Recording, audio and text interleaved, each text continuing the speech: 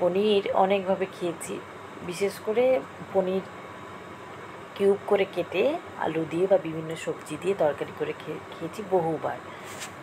তো এই প্রথমবার ট্রাই করছি পনিরের কিমা দিয়ে রেসিপি। কেউ কেউ এটাকে বলে অমৃতসরি পনির কিমা রেসিপি। তাই কি করছি, প্রথমে সাদা তেল নিয়েছি, তাতে একটু ঘি দিয়ে দিয়েছি, একটু গোটা গরম মশলা ফোড়নে দিয়েছি, ছোটো ছোটো করে খুব ছোটো ছোটো করে পেঁয়াজ কেটে নিয়েছি, টমেটো দিয়েছি একটু বেশি করে।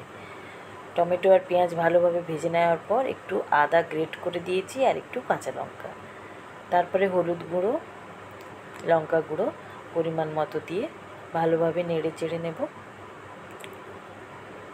আর একটু গোলমরিচের গুঁড়ো দিয়ে দিলাম।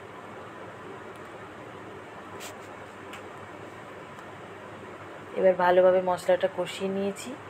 খুবই অল্প সময় হয়, কিন্তু খেতে খুবই অপূর্ব হয় এই রেসিপিটা।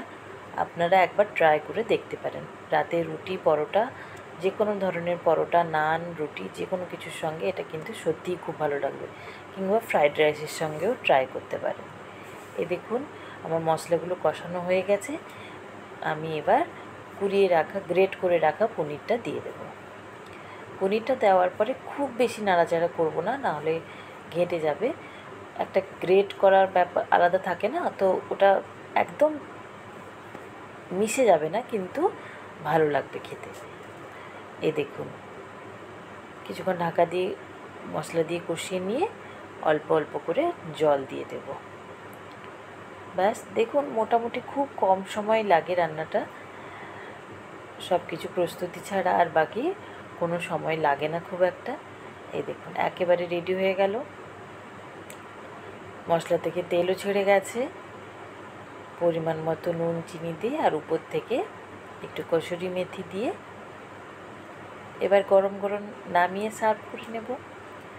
আপনারা অবশ্যই ট্রাই করবেন বাড়িতে, আর ট্রাই করলে কেমন হয়েছে অবশ্যই জানাবেন কিন্তু। দেখুন দেখতেও কত সুন্দর হয়েছে না? ওপর থেকে আমি একটু কাজু বাদামের পেস্ট দিয়ে দিচ্ছি। আপনারা চাইলে ফ্রেশ ক্রিমও দিতে পারেন, আমার কাছে ছিল না তাই কাজু পেস্ট দিলাম।